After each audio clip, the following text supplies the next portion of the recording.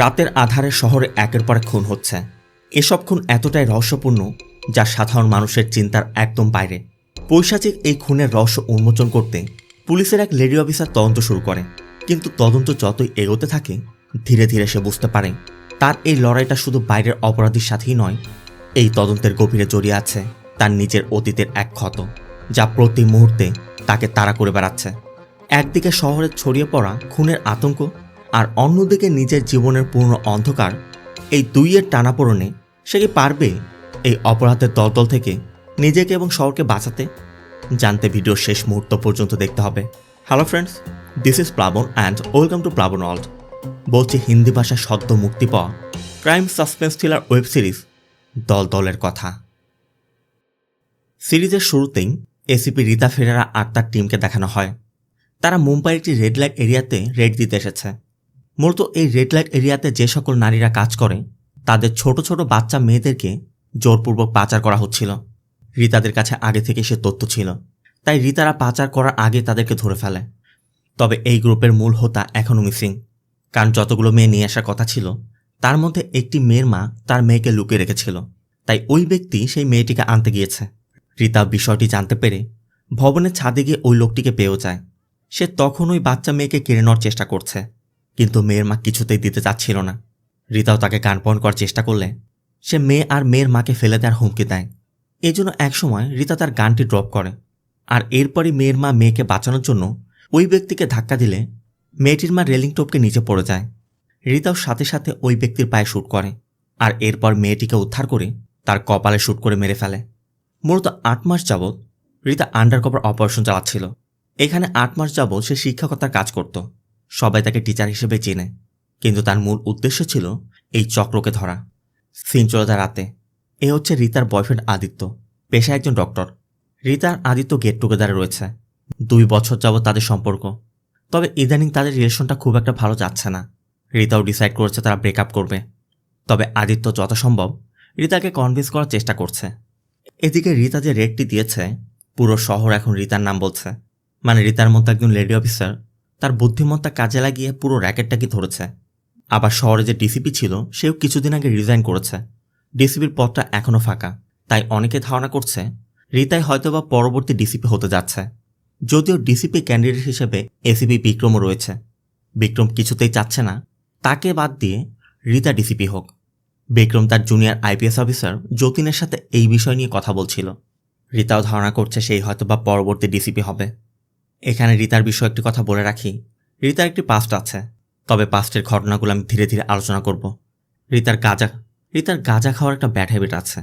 মাঝে মাঝে যখন সে অনেক বেশি দুশ্চিন্তায় থাকে তখনই সে গাঁজা সেবন করে। কিন্তু আজ তার কাছে পর্যাপ্ত না থাকায় রীতা তার সোর্সকে কল করে, যাকে সে ডক্টর বলে ডাকে, আর তাকে সেগুলো নিয়ে রীতার সাথে দেখা করতে বলে। অন্যদিকে আমাদের গীতার রিহ্যাবিলিটেশন সেন্টারে একটি ছেলেকে দেখানো হয় রাতের আধারে রিহ্যাব সেন্টারের সিকিউরিটিকে ঘুষ দিয়ে রিহ্যাব সেন্টারের বাইরে চলে যাচ্ছে। এই ছেলেটির নাম সাজিদ। রীতাও ওই ড্রাগ ডিলারের কথা মতো বিচের পাড়ে অপেক্ষা করছিল। ঠিক তখনই মনোহর নামে এক বয়স্ক লোক আসে। মূলত বিচের পাড়ে বেশ কিছু কুকুর থাকে। মনোহর মাঝে মধ্যে ওই কুকুরগুলোর জন্য খাবার নিয়ে আসে, আজও তেমনটাই করছে। সচরাচর মনোহর যখন আসে বিচের পাড়ে কেউই থাকে না। তবে রীতাকে দেখে মনোহর রীতার সাথে কথা বলে, কারণ মনোহর কুকুরগুলোর জন্য সিদ্ধ চিকেন নিয়ে আসে। কিন্তু বেশ কিছুদিন যাবৎ মনোহর লক্ষ্য করছে কেউ কুকুরগুলোকে কাঁচা মাংস খাওয়াচ্ছে, যেগুলো কুকুরগুলোর স্বাস্থ্যের জন্য একদমই ভালো না। মনোহর ধারণা করছিল রীতাই হয়তোবা সেই লোক যে তার কুকুরগুলোকে কাঁচা মাংস খাওয়াচ্ছে, কিন্তু রীতা স্পষ্ট বলে দেয় সেগুলো করছে না। আর কথা বলার ফাঁকে মনোহর রীতার চেহারা দেখে বুঝতে পারে এ তো এসিপি রীতা ফেরেরা, কিন্তু রীতা অস্বীকার করার চেষ্টা করে। তারপরও মনোহর রীতার পিছু করে রীতার সাথে বকবক করে যাচ্ছিল। এমনিতে রীতা একটু চিন্তিত, তারপর আবার ওই ব্যক্তি অপেক্ষা করছে, তাই মনোহরের বকবক তার একদম ভালো লাগছিল না। রীতার একসময় মনে হচ্ছিল ওই চিকেনগুলোর মনোহরের মুখের মধ্যে পুরে তার মুখ বন্ধ করে দিই, কিন্তু রীতা তো আর করতে পারছে না, তাই মনোহরকে একটু অ্যাভয়েড করে চলে যায়। এরপর সেই ডক্টর আসে, ওই যে বলেছিলাম ড্রাগ ডিলারের নাম হচ্ছে ডক্টর, আর এই ডক্টরের যে ক্লায়েন্ট রয়েছে তাদের নাম সে পেশেন্ট নামে সেভ করে রেখেছে। মাঝে মাঝে রীতার যখন শর্ট পড়ে তখন তাকে কল করে এভাবে সে নিয়ে নেয়। তবে প্রতিবারই তাকে নির্দেশনা দেওয়া আছে রীতা যখনই কল করবে সে যেন রিসিভ না করে, কারণ রীতা অনেকবার এটা বাদ দেওয়ার চেষ্টা করেছে, কিন্তু কোনোভাবে পারছে না। রিতা শেষ হতে হতে বৃষ্টি শুরু হয়, আর এরপর রিতা চলে আসে। সিন চলে যায় পরদিন সকালে। রিতা সকাল সকাল অফিসের উদ্দেশ্যে বের হতেই কন্ট্রোল রুম থেকে জানতে পারে বিচের পারে কোনো এক মধ্যবয়স্ক ব্যক্তির খুন হয়েছে। সাথে সাথে রিতা সেখানে চলে যায়, আর গিয়ে দেখে এখানে মনোহরের খুন হয়েছে, মানে যেই মনোহরের সাথে সে গতকাল রাতে কথা বলেছিল। এই এরিয়ার থানার ইনচার্জ হচ্ছে কমত। গতকাল রাতে আবার কমতের ছেলের বার্থডে ছিল, তাই কমত সকালে এখানে পৌঁছাতে পারেনি। আর এখানে যে পুলিশ সদস্য আছে তারা বোতল দিয়ে ডেড বডি মার্ক করে রেখেছে, যেটা একদমই অশোভনীয়। রিতা কাছে গিয়ে লক্ষ্য করে মনোহরের হাতের নাট কেটে খুন করা হয়েছে, আর মুখের মধ্যে অনেকগুলো কাঁচা চিকেন ঢুকিয়ে দেওয়া হয়েছে, ঠিক যেমনটা গতকাল রাতে রিতা রাগের বশে করতে চেয়েছিল। কিন্তু রিতা এটাই বুঝতে পারছে না এই কাজটা তাহলে কে করল। আবার এদিকে সকাল হতেই বিক্রম কমিশনারকে কল করে। ওই যে বলেছিলাম ডিসিপি না থাকায় বিক্রম চাইছে পরবর্তী ডিসিপি সে হবে, কিন্তু গতকালের রেডের বিষয়ে মিডিয়া এবং জনগণ সবাই বলছে রিতাই হয়তো বা পরবর্তী ডিসিপি হবে। আবার কমিশনারের সাথে বিক্রমের খুব ভালো সম্পর্ক। কমিশনার চায় না রিতা ডিসিপি হোক, কিন্তু কমিশনার বিক্রমকে স্পষ্ট করে বলে দেয় মিনিস্ট্রি চাচ্ছে উইমেন এম্পাওয়ারমেন্ট, যে জন্য তার হাত বাঁধা। তাই সেও ধারণা করছে রিতাই পরবর্তী ডিসিপি হবে।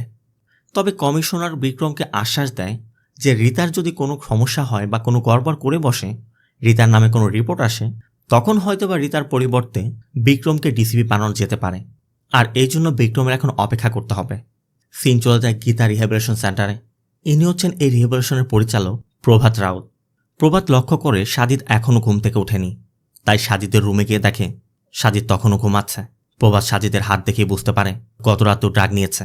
সাথে সাজিদের বালিশের নিচে একটি ফোনও পায়। মূলত এখানে যারা রয়েছে তাদের সাথে ফোন থাকার কথা নয়। প্রভাত বুঝতে পারছে না সাজিদ ফোনটি কোথায় পেল। আবার সাজিদ উঠে গেলে প্রভাত তার কাছে জানতেও চায় তুমি গত রাতে বের হয়ে ড্রাগ নিয়েছ তাই তো? সাজিদ স্বীকার করে বলে দেখুন আমার দ্বারা আর হবে না, আমাকে ছেড়ে দিন, আমাকে যেতে দিন। কিন্তু প্রভাত সাজিদকে যথাসাধ্য বোঝানোর চেষ্টা করে যে এমনটা হবেই, হার মানা যাবে না, একসময় সব ঠিক হয়ে যাবে। এরপর প্রভাত তার ডেস্কে গিয়ে সাজিদের ওই ফোনটি ওপেন করার চেষ্টা করে, কিন্তু কিছুতেই ফোনটি ওপেন হচ্ছে না। অন্যদিকে রিতা এসআই ইন্দুকে নিয়ে ফরেন্সিক সায়েন্সে গিয়েছে। সেখান থেকে সব এভিডেন্স দেখার চেষ্টা করছিল। তবে ফরেন্সিক এক্সপার্ট রিতার কাছে জানতে চায় আপনি কি তাকে আগে জানতেন? যদিও রিতার সাথে মনোহরের গতরাতে কথা হয়েছিল, রিতা এই বিষয়টি গোপন করে যায়। আবার এদিকে ওই রেড লাইট এরিয়া থেকে যে সকল বাচ্চা মেয়েদেরকে উদ্ধার করা হয়েছিল তাদেরকে একটি সেফ হাউসে রাখা হয়েছে।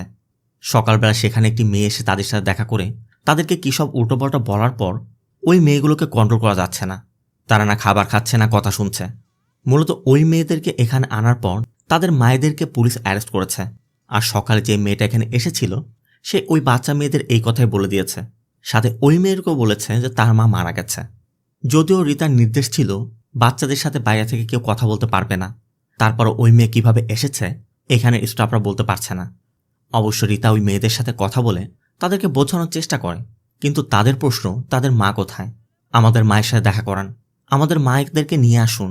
আর ওই বাচ্চাটিকে দেখিয়ে দেয় যে ওর মা কোথায়। রিতা তখন বাচ্চাদেরকে কন্ট্রোল করতে বলে তোমরা যদি তোমাদের মায়েদের সাথে দেখা করতে চাও তাহলে খাবার খাও, আমি কথা দিচ্ছি তোমাদের মায়েদের সাথে দেখা করিয়ে দেব। এরপর রিতা কমিশনারের সাথে দেখা করে কমিশনারকে বিষয়টি বোঝানোর চেষ্টা করে যে বাচ্চাদের কাছে বাচ্চাদের মায়েদেরকে প্রয়োজন, মিডিয়া অনেক প্রেশার দিচ্ছে। আর এরপরে রিতাকে নতুন ডিসিপি বানানো হয়। এখানে আমাদের রিতার ছোটবেলার একটি দৃশ্য দেখানো হয়, যেখানে আমরা জানতে পারি রিতার মায়ের নাম ছিল ইজাবেল। ইজাবেল একজন পুলিশ কনস্টেবল ছিল। রিতার বাবা ছিল একজন সিঙ্গার। ইজাবেল রিতার বাবাকে ভালোবেসে বিয়ে করেছিল, কিন্তু পরবর্তীতে রিতা এবং রিতার মাকে ছেড়ে রিতার বাবা চলে গেছে। যদিও ইজাবেল চাচ্ছিল রিতা তার মধ্যে পুলিশ অফিসার হবে, কিন্তু রিতা সবসময় চাইতো রিতা তার বাবার মতো সিঙ্গার হবে। এমনিতেও রিতার বাবা যাওয়ার সময় তাদের উপর অনেক ঋণ রেখে গেছে, আর তাদেরকে এভাবে ফেলে গেছে। এই জন্য রিতার মা রিতা তার বাবাকে এতটা ভালোবাসুক, তাই রিতার বাবাকে ভালোবাসাটা রিতার মা একদম পছন্দ করতো না। তখন থেকে রিতার সাথে রিতার মা এই ব্যাপারে অনেক খারাপ আচরণ করত, একরকম তাকে টর্চারও করত। তবে এটা একটা সিচুয়েশন। রিতার এখনও ছোটবেলায় সেই ঘটনাগুলো মনে পড়ে। তবে রিতার মা এখন বেঁচে নেই। রিতা সম্পূর্ণ অনাথ। রিতা প্রমোশন পেয়ে এসিপি থেকে ডিসিপি হয়েছে। ইন্দু এখন রিতার সব থেকে কাছের মানুষ, তাই ইন্দু রিতাকে কনভিন্স করে। এখানে আরও একটি বিষয় বলে রাখি, যদিও ইন্দু অনেক জুনিয়র, তারপরও ইন্দু রিতাকে তার নিজের মেয়ের মতো করে দেখে। রিতাও ইন্দুকে সেভাবে সম্মান দেয়। এরপর একটি প্রেস ব্রিফিং করা হয়, যেখানে কমিশনার প্রথমেই স্টেটের কয়েকজন নারী অফিসারের সাথে পরিচয় করিয়ে দেয়, সাথে রিতার ডিসিপির নিউজটিও দেয়। এর মধ্যে অনিতা আচার্য নামে এক নিউজ রিপোর্টার রেড লাইট এরিয়ার ওই ঘটনা নিয়ে রিতাকে ট্রিকি প্রশ্ন করতে শুরু করে। রিতাও বুঝতে পারছিল সে ট্রিকি কোশ্চেন করছে, কারণ যেখানে সাধারণ জনগণ রিতাকে হিরো বানিয়ে দিয়েছে, সেখানে তার প্রশ্ন ওখানে তো একটি বাচ্চা মেয়ের মায়ের মৃত্যু হয়েছে। রিতাও তখন স্বীকার করে যে হ্যাঁ, মৃত্যু হয়েছে, তবে সেটা তার মেয়েকে বাঁচানোর জন্য। তাই ওই ঘটনায় আমি হিরো নই, ওই মেয়ের মা হিরো। আর যেমনটা আমি আগে বলেছিলাম, বিক্রম সবসময় রিতার দোষ করছে, যাতে রিতার উপর অভিযোগ উঠলে রিতার জায়গাটি সে নিতে পারে। তবে রিতাও এত বোকা নয়, রিতা সবসময় বিক্রমের থেকে এক ধাপ এগিয়ে। আর অন্যদিকে ঘটে যায় আরেক ঘটনা। গতরাতে রিতার ডক্টর যেখানে বসে গাঁজা সেবন করেছিল, তার একটি সিসিটিভি ফুটেজ ওই থানার লোকাল এসআই কামাতের হাতে গিয়ে পড়ে। তাই কামাত সাথে সাথে ডক্টরকে অ্যারেস্ট করে এবং জানতে চায় তোর সাথে যে হুডি পরিহিত লোকটি ছিল সে কে। কিন্তু ডক্টর তো ভালো করেই জানে সেটা রিতা ছিল, তাই সে কিছুতেই রিতার কথা প্রকাশ করতে পারছিল না। এদিকে ডক্টরের অ্যারেস্টের নিউজটি ইন্দুর কাছে চলে আসায় ইন্দুর সাথে সাথে রিতাকে জানিয়ে দেয়। তাই রিতা ইন্দুকে নিয়ে ওই থানার উদ্দেশ্যে বেরিয়ে যায়। সিন চলে যায় রিহ্যাব সেন্টারে। সাজিদ তার কাপড় প্যাক করছিল, ঠিক তখনই লক্ষ্য করে গতরাতে সে যে টি শার্টটি পরেছিল ওই টি শার্টে রক্তের দাগ লেগে আছে। সাজিদ সাথে সাথে ওই রক্তের দাগ মোছার চেষ্টা করে, এমনকি শেষমেশ ওয়াশ করে। আবার সাজিদের থেকে ওই ফোনটি পাওয়ার পর প্রভাত পাশের একটি মেকানিকের থেকে ফোনটি সারিয়ে নেয় আর ওপেন করতে দেখে এই ফোন থেকে শুধুমাত্র একটি নম্বরে কল করা হয়েছিল, যেটা অনন্ত নামে সেভ করা রয়েছে। প্রভাতও জানার জন্য ওই নম্বরে কল করে। আর এখানেই আমরা দেখতে পাই অনন্ত নামে যার নাম্বার সেভ করা হয়েছে সে অন্য কেউ নয়, অনিতা। অনিতার কণ্ঠ শুনে প্রভাত একটু হতভম্ব হয়ে যায়। আবার অনিতা প্রেস ব্রিফিংয়ের সময় এই ধরনের প্রশ্ন করায় কমিশনার নজরও পড়েছে তার উপর। তাই কমিশনার অনিতার সাথে তাদের জুনিয়র আইপিএস অফিসার যতীনের পরিচয় করিয়ে দেয়, যে যতীন যেন অনিতার দেখভাল করে অ্যাজ এ গেস্ট। আর ঠিক তখনই কমিশনার এসে অনিতাকে ডাকায় প্রভাত অনিতার নামও শুনে ফেলে। এদিকে প্রভাত রিহ্যাব সেন্টারে ফিরেই সাজিদের সাথে কথা বলে জানতে চায় গতরাতে তুমি কার সাথে গিয়েছিলে। সাজিদ কোনো কিছু বলতে চাচ্ছিল না। তবে এক সময় প্রভাত অনন্তের কথা বলে, যে অনন্তকে শোনা মাত্র সাজিদের চোখ মুখ একদম বড় বড় হয়ে যায়। আর এখান থেকে সিন চলে যায় গতরাতে, যেখানে আমরা সাজিদ আর অনন্তকে একসাথে দেখতে পাই। মূলত বিচের পাশেই একটি পুরাতন নৌকা ছিল। সাজিদ আর অনিতা প্রতিনিয়তই রাতের বেলা ওই নৌকায় বসে ড্রাগ নিত, আর অনিতাই ও কুকুরগুলোকে কাঁচা মাংস খাওয়াতো। কিন্তু গতরাতে কুকুরকে ফলো করতে করতে মনোহর অনিতাকে দেখে ফেলে। অনিতা আর সাজিদ তো ভালো করে জানে মনোহর যেহেতু তাদেরকে দেখে ফেলেছে তাদের গোপনীয়তা প্রকাশ পেয়ে যাবে। তাই মনোহর যাতে কাউকে কিছু বলতে না পারে, এই জন্য তারা মনোহরকে খুন করার প্ল্যান করে। সাজিদ মনোহরকে চাপতে ধরলে অনিতা মনোহরের ডান হাতের রক কেটে দেয়। এমনকি আশেপাশে মানুষজন যেন জানতে না পারে, মানে মনোহর চিৎকার করতে না পারে, এই জন্য মনোহরের মুখের মধ্যে চিকেন ঢুকিয়ে দেয়। আর মনোহরের মৃত্যুর পর মনোহরের পকেট থেকে তার পার্সটি নিয়ে সেই টাকা দিয়ে খাবার এবং ড্রাগ কিনে এনে এখানে বসে ড্রাগ নেয়। এই ছিল মূলত ওই রাতের গল্প। প্রভাত এখনও সাজিদের কাছে জানতে চাইছে অনন্তকে। প্রভাত এটা বুঝতে পেরেছে অনন্ত কোনো ছেলে নয়, মেয়ে, কারণ সে তো মেয়ে কণ্ঠ শুনেছে। তাই প্রভাত সাজিদকে এটাও বোঝায় তুমি যদি ওকে পছন্দ করে থাকো আমাকে বলতে পারো।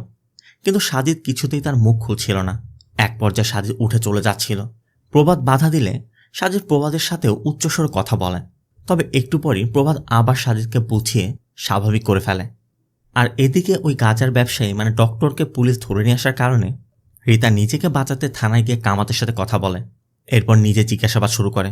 রিতার জিজ্ঞাসাবাদে ডক্টর একসময় বলে যে ওই রাতে আমি নেশাগ্রস্ত অবস্থায় ছিলাম, আমার সাথে কে ছিল আমার মনে নেই, মাঝে মধ্যে এক একজন আসে চলে যায়। রিতাও খুব চতুরতার সাথে কামাতের থেকে সকল কেস ফাইল নিয়ে কেসটিকে ক্রাইম ব্রাঞ্চে ট্রান্সফার করে দেয়, যাতে তার নামটা কখনোই প্রকাশে না আসে। এদিকে কামাত আর বিক্রমের সাথে ভালো সম্পর্ক ছিল। কামাতও মানতে পারছে না রিতা তার থানা থেকে তার কেস নিয়ে গেছে। তাই কামাত বিক্রমকে বিষয়টি জানিয়ে দেয়। বিক্রমও বলে যে তুমি যখন আসবে ওই কেসের একটি কপি নিয়ে এসো। ওই কেসে ম্যাডামের এত ইন্টারেস্ট কোথায় সেটা আমিও একটু খতিয়ে দেখব। আবার রিতা অফিসে ফিরে কমিশনারের সাথে দেখা করলে কমিশনার কথায় রিতা এটাও বুঝতে পারে কমিশনার চাচ্ছে কেসগুলো রিতা হ্যান্ডেল না করে কামাত আর বিক্রম হ্যান্ডেল করুক।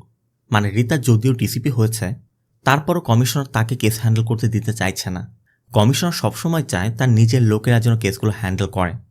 এরপর রিতা তার কেবিনে গেলে আদিত্য রিতাকে কল করে আজ রাতে ডিনার অফার করে, যে তোমার ডিসিপি হওয়ার খুশিতে মা তোমাকে কনকেস করতে চায়। রিতাও কথা দেয় 8:30টায় সে রেস্টুরেন্টে চলে যাবে।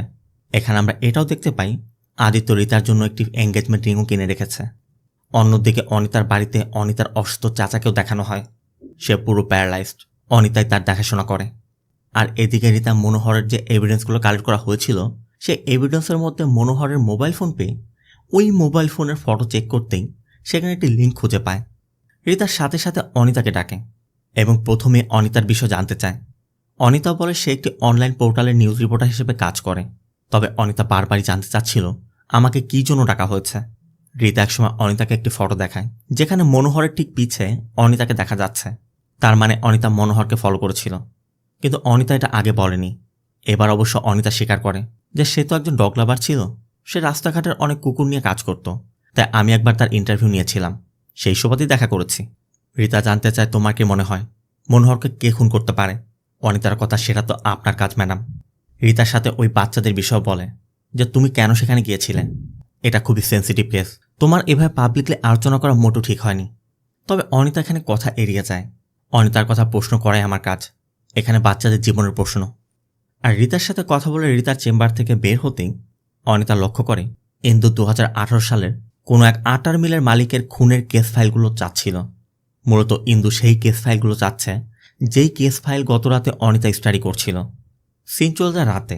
আবার অন্যদিকে কামাত বিক্রমের সাথে দেখা করে বিক্রমকে ওই কেস ফাইলের একটি কপি দিলে সেখানে দেখা ফটো চেক করে বিক্রম স্পষ্টই বুঝতে পারে এটা নতুন কোনো কেস নয়।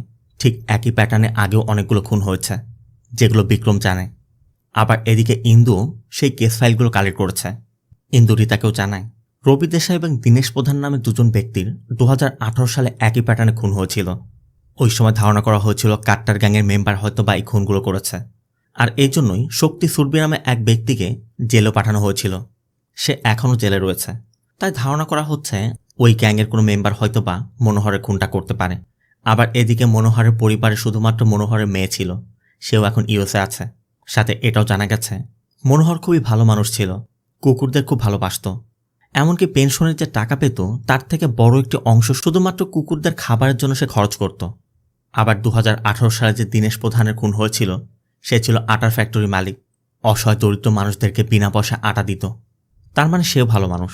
আবার রবি দেশাই নামে যে ব্যক্তির খুন হয়েছিল সে ছিল একজন টিচার, বিনা পয়সায় গরিব বাচ্চাদেরকে পড়াতো। সেও ভালো মানুষ ছিল।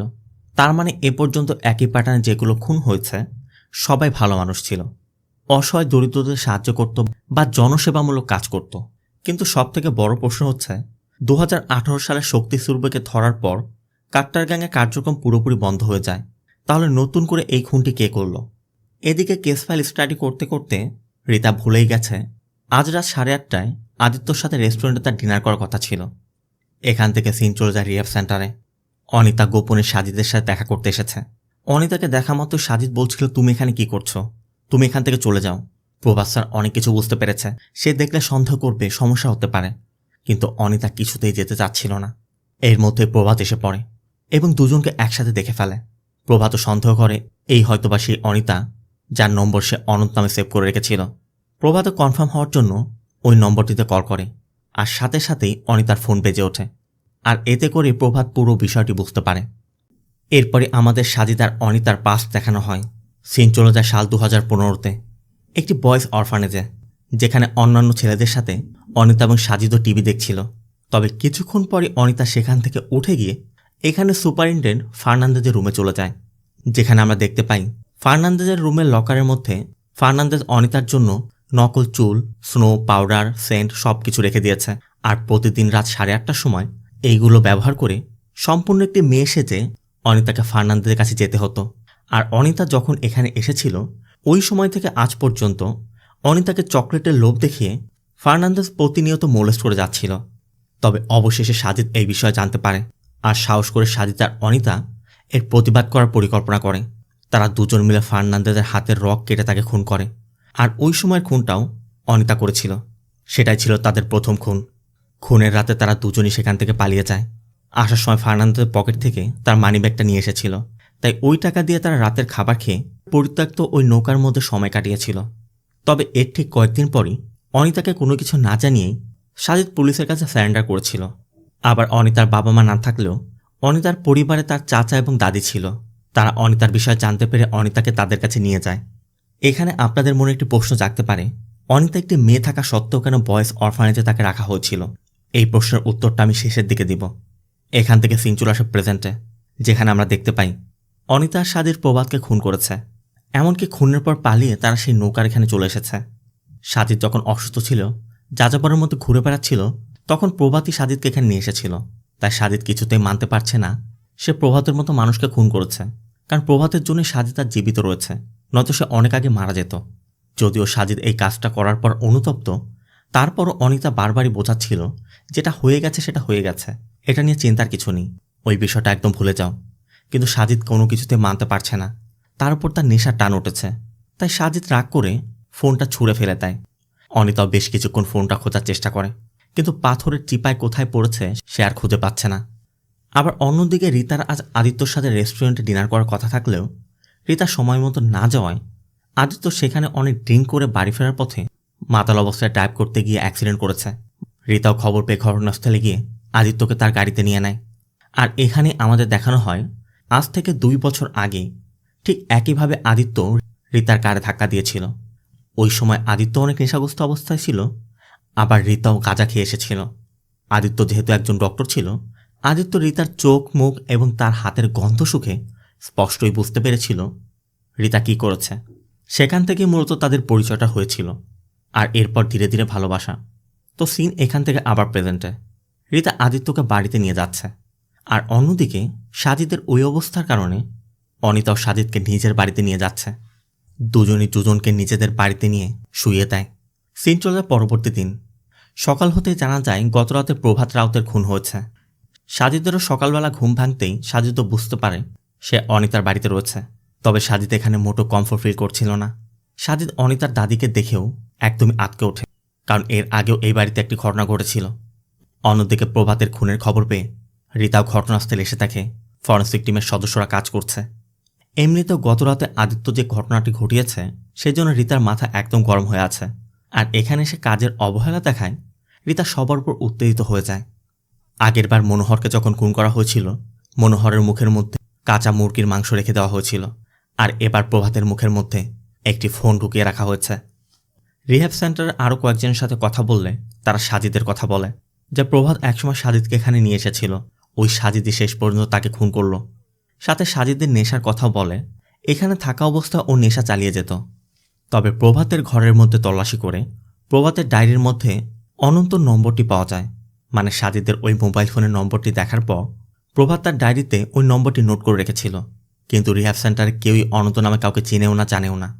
এখানে একটি লং হেয়ার স্যাম্পল পাওয়া যায়, তার সাথে 2টি ফিঙ্গারপ্রিন্ট। ধারণা করা হচ্ছে এরাই হয়তো বা খুন করতে পারে। অন্যদিকে অনিতার বাড়িতে সাজিদ নেশা করার জন্য একদম ব্যাকুল হয়ে পড়ে। এক পর্যায়ে অনিতা সাজিদকে ড্রাগ দেয়, আর এরপর সাজিদকে তার কাকার কাছে নিয়ে যায় এবং বলে, দেখো এখনও পর্যন্ত আমি তাকে জীবিত রেখেছি। মূলত 2015 সালে ওই ঘটনার পর 2017 সালে জুভেনাইল সেন্টার থেকে বের হয়ে সাজিদ অনিতার সাথে দেখা করতে এখানে এসেছিল। অনিতার কাকা একজন পুলিশ অফিসার ছিল, তাই ওই সময় অনিতার সাথে সাজিদকে দেখে সে স্পষ্টই বুঝতে পারে সাজিদ ড্রাগ অ্যাডিক্টেড। তাই সে সাজিদকে মারতে শুরু করে। এমনকি এখানে আমরা এটাও জানতে পারি অনিতাকে তারা অভিশাপ হিসেবে মনে করে, মানে অনিতাকে তারা ইচ্ছা করে এখানে আশ্রয় দেয়নি। ওই রাতে অনিতা তার কাকাকে যতই বোঝানোর চেষ্টা করুক না কেন, সে কোনো কথা না শুনে সাজিদকে অনেক টর্চার করেছিল। যেই সাজিদ এই বাড়িতে আসার কারণে ওই রাতে সাজিদকে নির্মমভাবে মেরেছিল, আজ অনিতা আবারও সেই সাজিদকে তার বাড়িতে নিয়ে এসেছে। অনিতার কথা আমি এই দিনটি দেখানোর জন্য ওকে জীবিত রেখেছি। মানে সাজিদকে সাথে নিয়ে অনিতা প্রতিশোধ নেওয়ার উদ্দেশ্যেই তার কাকাকে টেক কেয়ার করে এসেছে। এর মধ্যে অনিতার অফিস থেকে অনিতার বস কল করে প্রভাতের মার্ডারের বিষয়টি কভার করতে বলে। এই জন্য অনিতা সাজিদকে নিজের বাড়িতে রেখেই ঘটনাস্থলে চলে যায়। সাথে আমাদের গতরাতে দৃশ্যটা দেখানো হয়। মূলত গতরাতে প্রভাত যখন জেনে গিয়েছিল এটাই অনন্ত, তারপর প্রভাত তাদেরকে কিচ্ছু বলেনি। প্রভাত শুধু বলেছিল তোমরা যদি বাইরে যাও চাবি নিয়ে যাবে। কিন্তু অনন্ত ভালো করে জানতো যে প্রভাত তাকে চিনে ফেলেছে, আর সাজিদের মোবাইল ফোন প্রভাতের কাছে আছে। তাই অনিতা সাজিদকে উস্কে দিচ্ছিল যে ও আমাদের সম্পর্কে জেনে গেছে, ওকে মারতে হবে। এই জন্য সাজিদ এক সময় প্রভাতের হাতের রক কেটে তাকে খুন করে। তার মানে প্রভাতের খুনটি সাজিদ করেছে, অনিতা নয়। তো সিন চলে আসে প্রেজেন্টে। কথা মতো অনিতা ঘটনাস্থলে এসে নিউজ কালেক্ট করার চেষ্টা করছিল। তবে যাওয়ার সময় যতীনের সাথে দেখা হয়। এখানে একটি বিষয় বলে রাখি, যতীন অনিতার সাথে লাইন মারার চেষ্টা করছে। তাই অনিতাকে কনভিন্স করতে যতীন অনিতাকে বলে যে এখানে তার ড্রাগ অ্যাডিক্টের আর পেশেন্ট ছিল, সেই পেশেন্টটি তাকে খুন করে পালিয়েছে। যতীন তখনও সাজিদের নামটি বলেনি, কিন্তু অনিতা মুখ ফসকে সাজিদের নামটি বলে ফেলে। যদিও যতীনের একটু সন্দেহ হয়, অনিতা খুব চতুরতার সাথে এটা হ্যান্ডেল করে এবং মজার ছলে বলে যে আমি মাত্র যতীনের সাথে মাত্র সাজিদের সাথে দেখা করে আসলাম, ও তো আমার বাড়িতেই আছে। যতীন এখানে অনিতাকে কফির অফারও করে, কিন্তু অনিতা রিফিউজ করে সেখান থেকে চলে যায়। এদিকে মিডিয়া প্রশ্ন তুলছে এটা সিরিয়াল কিলিং কেস, তাই কমিশনার রীতা এবং বিক্রম দুজনকে ডেকেই যত দ্রুত সম্ভব এই কেসটিকে সলভ করতে বলে। বিক্রমের কথা হয়ে যাবে, সাজিদই খুন করেছে, আর এই সাজিদ 2015 থেকে 2017 সাল পর্যন্ত জুভেনাইল হোমে ছিল। এরপর কট্টর গ্যাংয়ের চান্দু নায়কের হয়ে কাজ করেছে। এই খুনগুলো ওর কাজই হবে। রীতার কথা, খুন যদিও করে থাকবে, ওর মোটিভ কি? বিক্রম বলে ও ড্রাগ অ্যাডিক্টের, 50 থেকে 100 টাকার জন্য খুন করা ওর জন্য কোনো বিষয় নয়। আর যে সকল ব্যক্তি খুন হয়েছে প্রত্যেকের পকেট থেকে তাদের মানিব্যাগ চুরি করা হয়েছে, তো এটা একদমই সিম্পল যে ড্রাগের টাকার জন্যই ও খুনগুলো করেছে। কিন্তু রীতা এটা কিছুতেই মানতে চাচ্ছে না। রীতা তার মতো করে এই কেসটির ইনভেস্টিগেশন করতে চায়। যদিও রীতা কেসের ইনভেস্টিগেশন অফিসার, তারপরও কমিশনার বিক্রমকে সাজিদকে ধরতে বলে, যাতে বিক্রম তার জায়গাটা হাসিল করতে পারে। মূলত বিক্রম যে চান্দু নায়কের কথা বলেছে, সে একসময় কট্টর গ্যাংয়ের কাজ করত ঠিকই, কিন্তু 2018 সালে তাদের কার্যক্রম বন্ধ হয়ে যাওয়ার পর থেকে সে শুধুমাত্র টাকার বিনিময়ে বিভিন্ন জায়গায় ইন্টারভিউ দিয়ে বেড়ায় আর ওই গল্পগুলো শোনায়।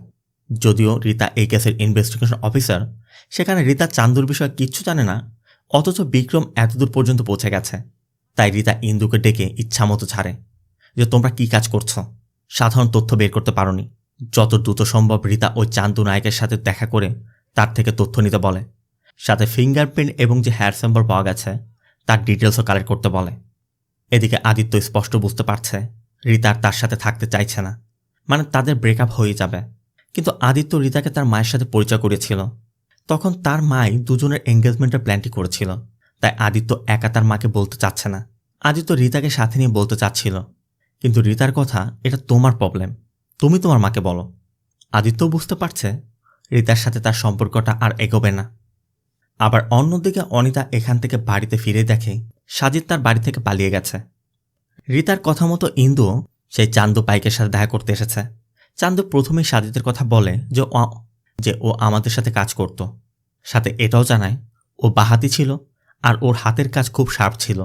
এমনকি গতরাতে যে প্রভাতের খুন হয়েছে, প্রভাতের হাতের ফটো দেখেও বলে যে এটা 100% সাজিদের কাজ। অনন্তর ওই নম্বরটির ডিটেলস বের করে জানতে পারে প্রভাতের ফোনের লাস্ট কল, আর এই নম্বর একদম সেম, ফার্নান্দোর নামে রেজিস্টার করা। এর মধ্যে কেউ একজন ওই নম্বরটি অন করতেই পুলিশ তার লোকেশন ট্র্যাক করে ফেলে। আর সাজিদকে দেখা যায় অনিতার বাড়ি থেকে লুকিয়ে একটি থিয়েটার এসেছে, যেখানে তার মতো অনেক নেশাগ্রস্ত লোকেরা এখানে নেশা করছিল। সাজিদ তাদের মধ্যে একজনের থেকে ড্রাগ নেয়। সাথে আমরা এটাও দেখতে পাই বিক্রম সাজিদের পিছে তার সোর্স লাগিয়ে দিয়েছে, সে সবসময় বিক্রমকে আপডেট দিয়ে যাচ্ছে। রীতারাও সেই ফোন লোকেশন ট্র্যাক করে সেই লোকেশনে গিয়ে পরিত্যক্ত সেই নৌকাটি পায় এবং তল্লাশি করে বুঝতে পারে এখানে সাজিদ ড্রাগ নিত। আবার সাজিদ ড্রাগ নেওয়ার পর থেকে সে চোখের সামনে শুধু প্রভাতকে দেখতে পাচ্ছে, কারণ প্রভাতকে সে ইচ্ছা করে মারেনি, অনিতার উস্কানিতে মারতে বাধ্য হয়েছিল। কিন্তু এখন সে অনুতপ্ত, অনুশোচনা করছে। একদিকে সাজিদ নেশাগ্রস্ত অবস্থায় শহরের বিভিন্ন জায়গা দিয়ে ঘুরে বেড়াচ্ছে, আর অন্যদিকে অনিতা সাজিদকে খুঁজছে। সিন চলে যায় রাতে। ইন্দু চান্দু পাইকের থেকে তথ্য নিয়ে এসে রীতাকে জানায় সাজিদ তাদের সাথে কাজ করত ঠিকই, কিন্তু 2017 সালে জুভেনাইল সেন্টার থেকে আসার পর খুব বেশি ড্রাগ অ্যাডিক্টেড থাকায় ওকে গীতা রিহ্যাব সেন্টারে ভর্তি করা হয়েছিল। এরপর সাজিদের সাথে ওদের কোনো কন্ট্যাক্টই হয়নি।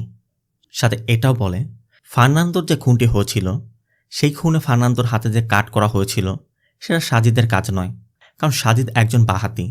চান্দু বলেছে সাজিদ বাঁ হাতে আক্রমণ করত, কিন্তু ফার্নান্দোদের ডান হাতে কাটা হয়েছিল। শুধুমাত্র চান্দুর কথাই নয়, সবগুলো ফটো পর্যবেক্ষণ করেও দেখা যাচ্ছে ফার্নান্দোদের হাতের কাটাটা সম্পূর্ণ ভিন্ন।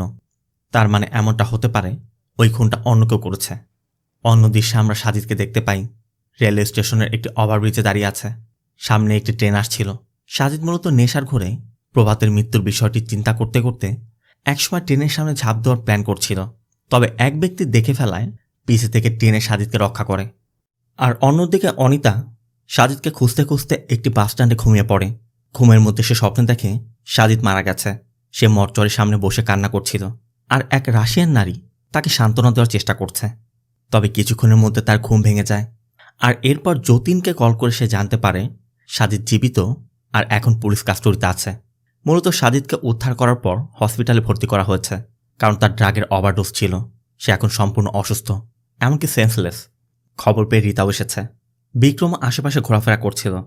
আবার রীতা ওই স্থানের সিসিটিভি ফুটেজে বিক্রমের এক ইনফর্মারকে দেখে বুঝতে পারে যে বিক্রম আগে থেকে সাজিদের পিছে লোক লাগিয়ে রেখেছিল। আর এই বিষয়টি রীতা কিছুতেই মানতে পারছে না যে সে কেসের তদন্ত করছে, অথচ বিক্রম তার পিছে পিছে তদন্ত করে যাচ্ছিল। এই বিষয় নিয়ে দুজনের মধ্যে একটু মনোমালিন্য হয়। আর এই বিষয় নিয়ে বিক্রম যখন কমিশনের সাথে কথা বলে, কমিশনার বিক্রমকে বোঝানোর চেষ্টা করে যে রীতা যেভাবে তদন্ত করছে সেভাবেই করুক। বিক্রম আগাগোড়া সবসময় বোঝানোর চেষ্টা করছে যে রীতা শুধু শুধু সময় নষ্ট করছে, সে এক চুটকিতে পুরো কেসটি সলভ করে দিতে পারে। রীতা হসপিটাল থেকে বাড়িতে ফিরে দেখে আদিত্য এখান থেকে চলে গেছে। তখনই রীতা ঘরের মধ্যে তার মাকে কল্পনা করতে শুরু করে, কারণ ছোটবেলা থেকে আজ পর্যন্ত রীতা যখনই কোনো ডিসিশন নিয়েছে তখনই তার মা বিভিন্নভাবে তাকে বিভিন্ন কথা শুনিয়েছে। মূলত তার মা এটাই বোঝানোর চেষ্টা করছে যে আদিত্যর মতো একটি ভালো ছেলেকে তুই হারিয়ে ফেললি, সবসময় তুই ভুল ডিসিশন নিয়েছিস। তার ধারণা রীতা হয়তোবা নিজেকে বা তাকে শাস্তি দেওয়ার চেষ্টা করছে। মূলত রীতার মা ইজাবেল রীতার বাবার সাথে থেকে একদম অসহ্য হয়ে গিয়েছিল। সে ধারণা করেছিল রীতার বাবা চলে যাওয়ার পর রীতা হয়তোবা পরিবর্তন হবে, কিন্তু রীতা তো পরিবর্তন হয়নি। সে তার বাবাকে ফলো করতে শুরু করেছে। তার বাবা যেমনটা চাইতো, যেমনটা করত, রীতাও তেমনটা করছে, যেটা ইজাবেল একদম পছন্দ করত না। ইজাবেল সবসময় বলতো রীতাই তাকে সুখে থাকতে দেয় না, আর এই জন্য রীতা কখনো জীবনে সুখী হতে পারবে না। এসব ভাবতে ভাবতে সকাল হয়ে যায়। আর সকালবেলা রীতা তার স্ট্রেস নিতে না পেরে আবার সে ডক্টরকে কল করে, মানে সে গাঁজার ডিলার আর কি, কিন্তু তাকে পাচ্ছে না। এর মধ্যে সোশ্যাল মিডিয়াতে সাজিদের সকল অপকর্ম প্রকাশ পেয়ে যায়। রীতা বুঝতে পারে কমিশনার নিজে সব প্রকাশ করে দিয়েছে, মানে সাজিদ এর আগে যে সকল খুনগুলো করেছিল সে সকল খুনগুলোর সাথে এখনকার খুনের একটা সম্পর্ক জুড়ে দিয়েছে। অনিতাকেও দেখা যায় তথ্য নিতে যতীনের বাড়িতে গিয়েছে, কারণ অনিতাও বুঝতে পারছিল যতীন তাকে পছন্দ করে, তাই যতীনকে বোকা বানিয়ে তথ্য নেওয়া একদমই সোজা হবে। অনিতার উদ্দেশ্য সফল হয়। যতীন একে একে সবকিছু খুলে বলে দেয়। সাথে সে এটাও বলে যে সাজিদের তদন্ত করতে গিয়ে তারা অনন্ত নামে এক ব্যক্তির লিঙ্ক খুঁজে পেয়েছে। আর এটা শোনার পরই অনিতা যেন আকাশ থেকে পড়ল। যতীন জানায় তারা খুব শীঘ্রই অনন্ত পর্যন্ত পৌঁছে যাবে, কারণ তারা স্পষ্টই বুঝতে পারছে সাজিদ একা নয়, অনন্ত নামে কেউ তার সাথে রয়েছে। এমনকি ফিঙ্গারপ্রিন্ট এবং হেয়ার স্যাম্পলের বিষয়টিও বলে। শোনা মাত্র অনিতা তড়িঘড়ি করে সেখান থেকে চলে যায়। অনিতা এই কেসটিকে ডাইভার্ট করতে অন্য একটি প্ল্যান করে।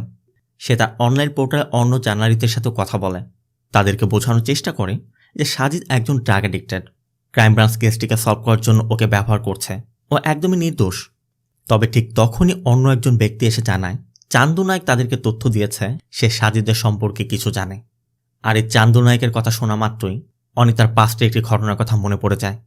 কারণ 2017 সালে অনিতার কাকার মার খেয়ে সাজিদ ওই রাতে চলে আসার পর সাজিদকে খুঁজতে অনিতা চান্দু নায়কের কাছে গিয়েছিল, কারণ সাজিদ তাকে বলেছিল কোথাও খুঁজে না পেলে চান্দুর কাছে যেন যায়। তবে চান্দু জানায় সকাল পর্যন্ত তার এখানে ছিল। এরপর তারা সাজিদকে গীতা রিহ্যাব সেন্টারে রেখে এসেছে। এমনকি ওই দিন অনিতাকে দেখে চান্দু তাকে চিনে ফেলে। চান্দু বলে, তুমি সে অনন্ত না? তুমি আর সাজিদ তো একই অরফানিতে ছিলে। চান্দু বলে, আমি সবকিছু জানি। ফার্নান্দেজের হাতের কাটা আমি দেখেছি, ওই কাটা সাজিদের কাজ নয়। তার মানে চান্দু এটা বুঝতে পেরেছিল অনিতাই ফার্নান্দেজের খুন করেছিল। তাই এখন যদি চান্দুর সাথে ওরা দেখা করে, চান্দু হয়তোবা সবকিছু বলে দিতে পারে।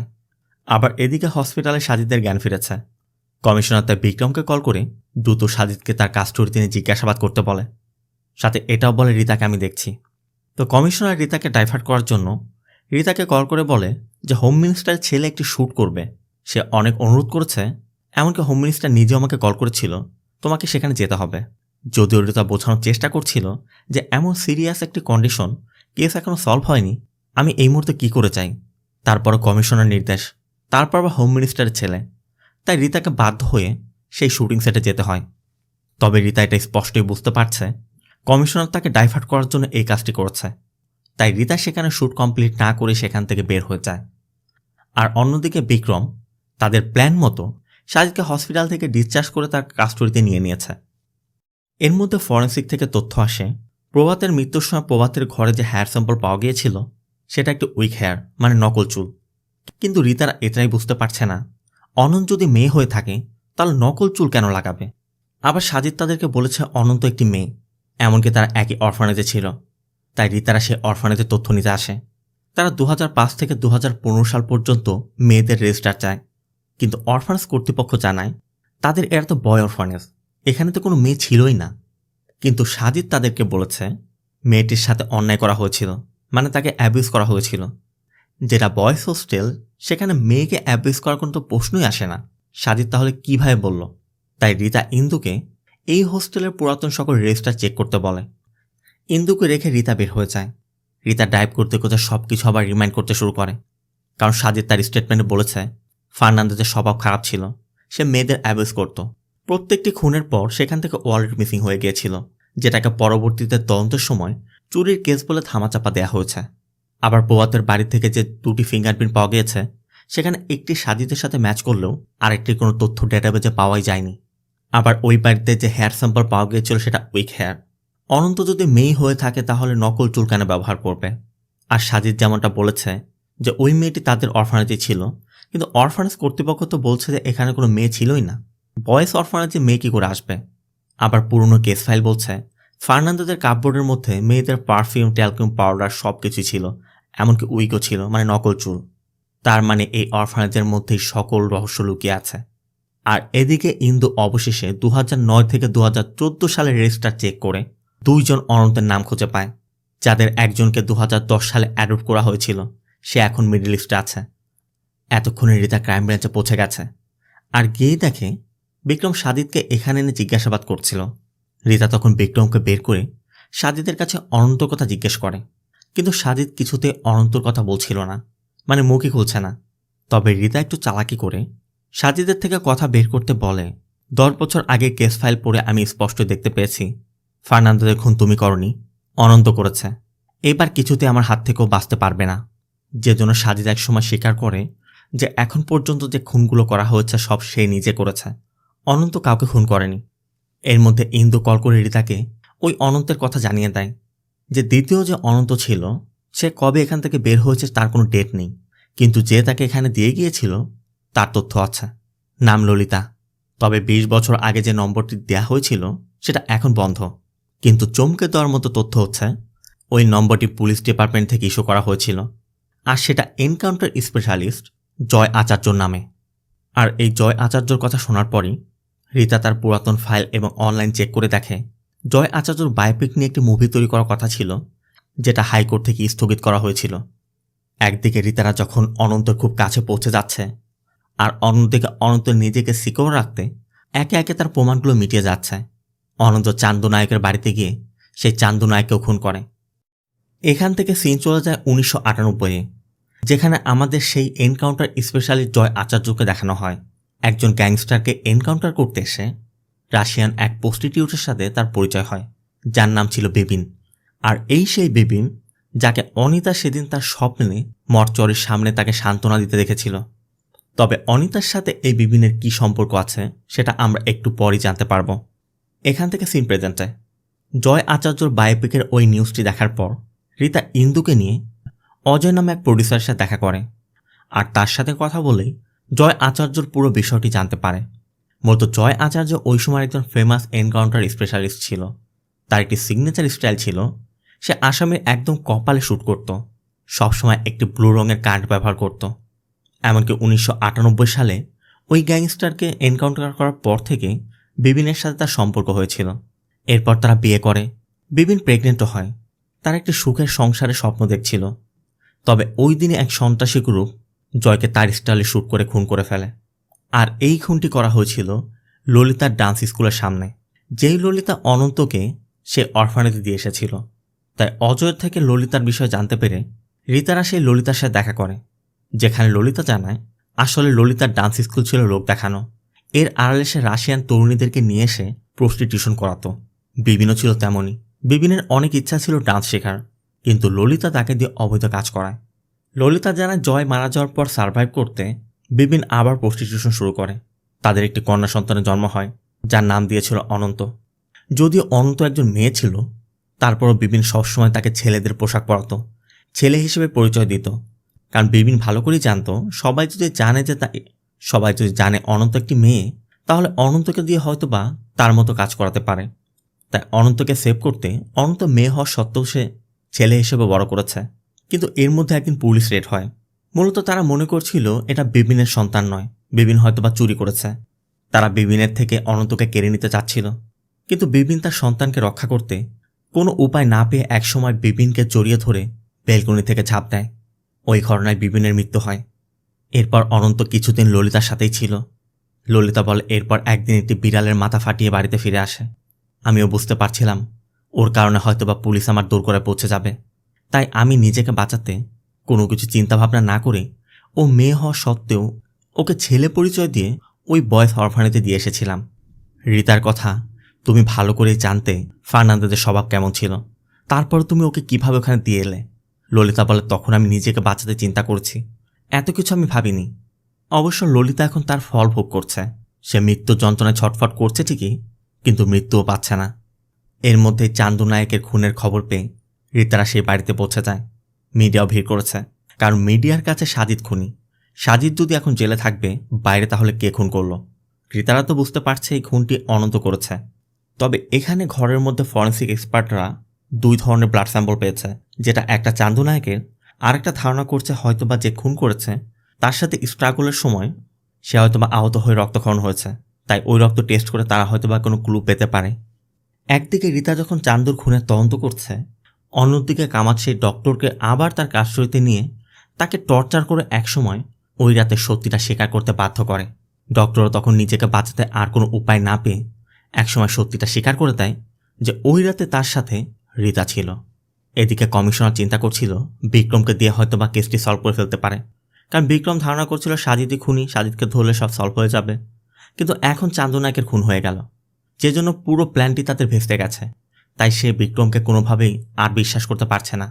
সে একরকম বিক্রমকে রিতার প্রতিদ্বন্দ্বিতা করতে বন্ধ করে দিতে বলে।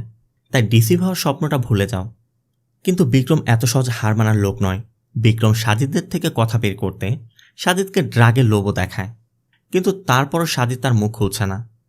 এর মধ্যে আবার কামাত কল করে বিক্রমকে রিতার বিষয়টি বলে যে ডক্টর তার মুখ খুলেছে, এমনকি একটি স্টেটমেন্টও দিয়েছে।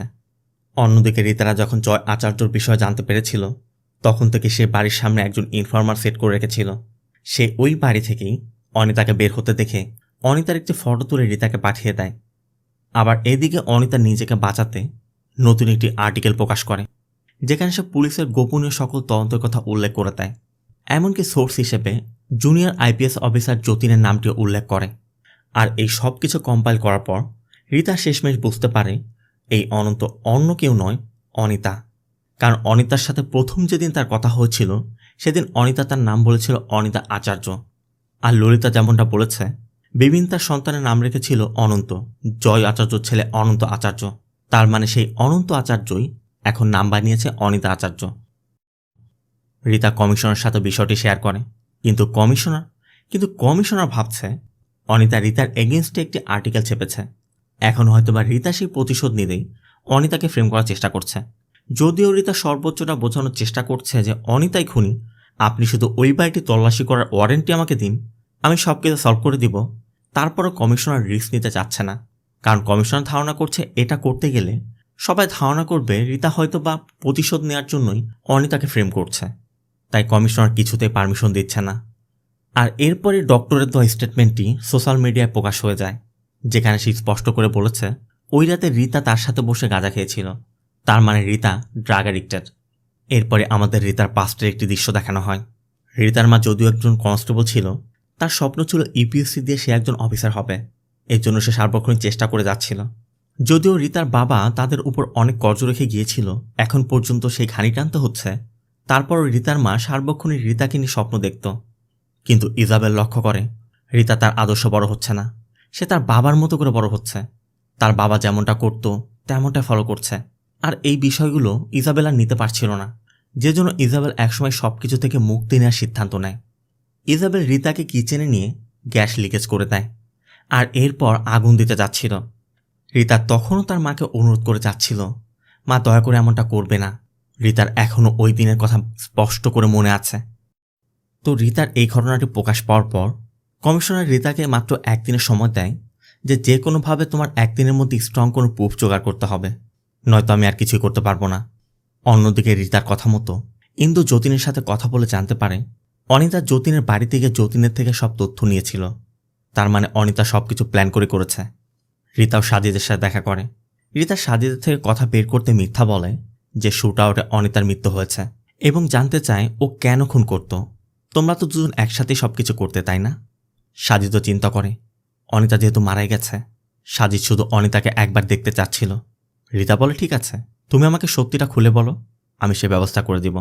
আর এরপর সাজিদ শুরু থেকে সবকিছু একে একে খুলে বলে যে তারা কিভাবে খুনগুলো করেছিল।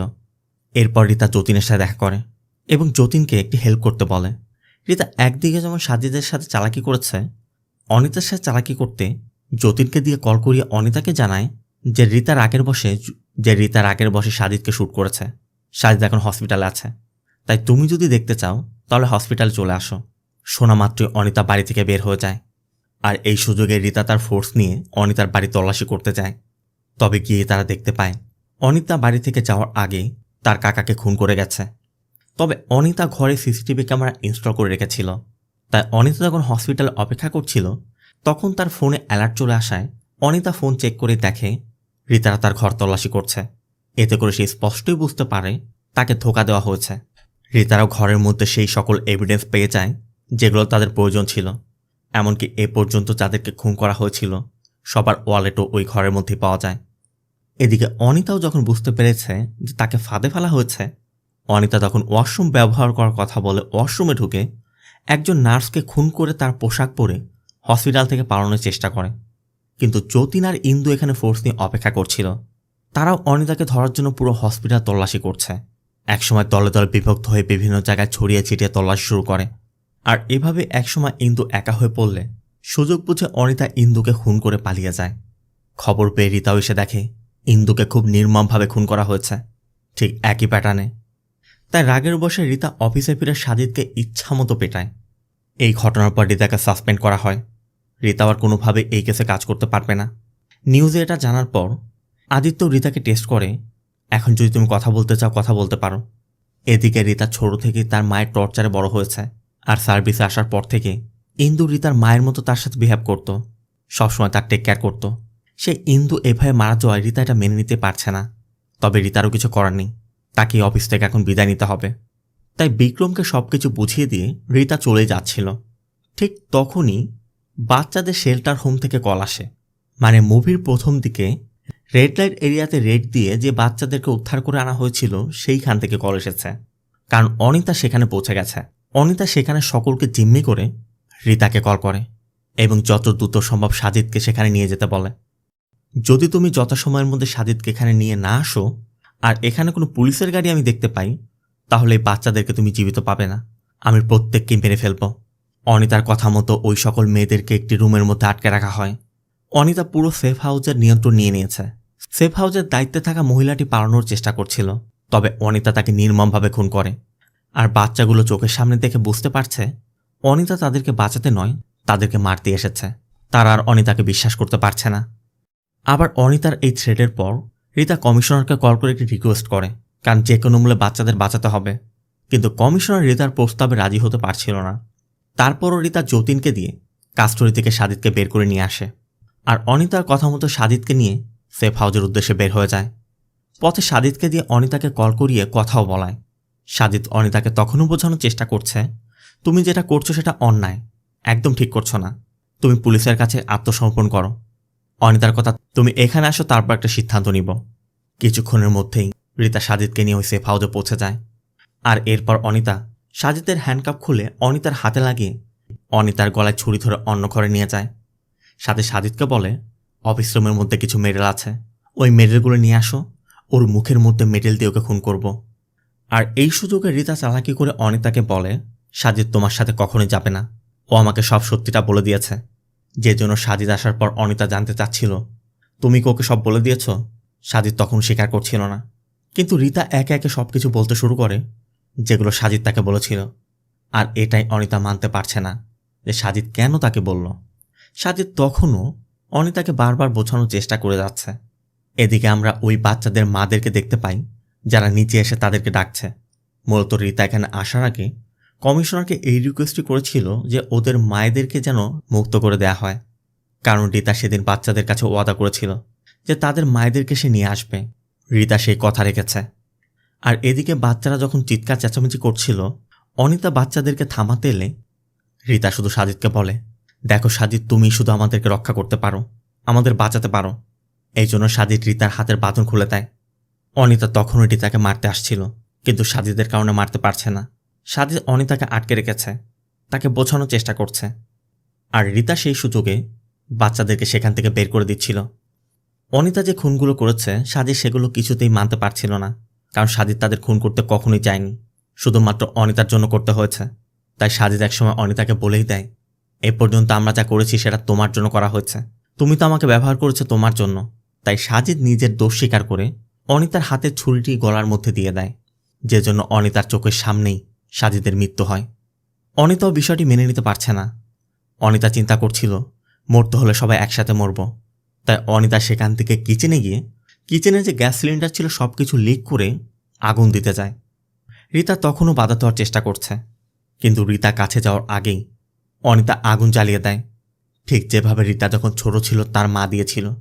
ওই সময় রিতা কোনোভাবে দরজার বাইরে চলে এসেছিল, তাই সেদিন সে বেঁচে গিয়েছিল। আর আজ দরজায় ধাক্কা খেয়েও রিতা বেঁচে গেছে। তবে সবগুলো বাচ্চা অক্ষত রয়েছে। কিছুক্ষণের মধ্যে পুলিশের পুরো টিম পৌঁছে যায়। রিতাও অনেক কষ্টে অনিতার গায়ের আগুন নিভিয়ে অনিতাকে জীবিত উদ্ধার করে। তবে তার অবস্থা একদমই গুরুতর। সাথে সাথে তাকে হসপিটালে পাঠানো হয়। সিন চলে যায় পরবর্তী দিন। রিতারা সবাই ইন্দুর সৎকার করতে ইন্দুর বাড়িতে এসেছে। ইন্দুর ছেলেরা তখনও তার মাকে জাগানোর জন্য চেষ্টা করছিল। সিন চলে যায় 1 মাস পর। রিতা তাদের পুরনো সে বাড়িতে এসেছে, যে বাড়িতে তার মা আগুন দিয়েছিল। ঘরের মধ্যে বিভিন্ন জায়গায় পোড়া জিনিসপত্র পড়ে আছে।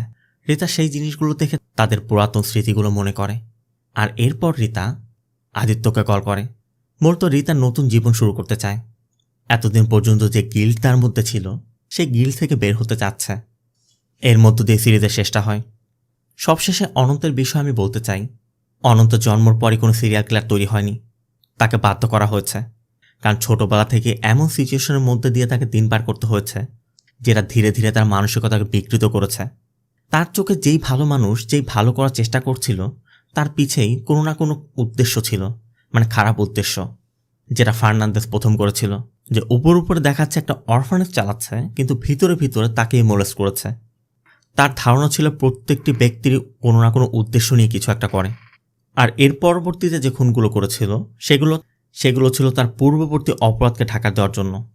তাই অনন্ত তার মায়ের পেট থেকে অপরাধী হয়ে জন্ম নেয়নি।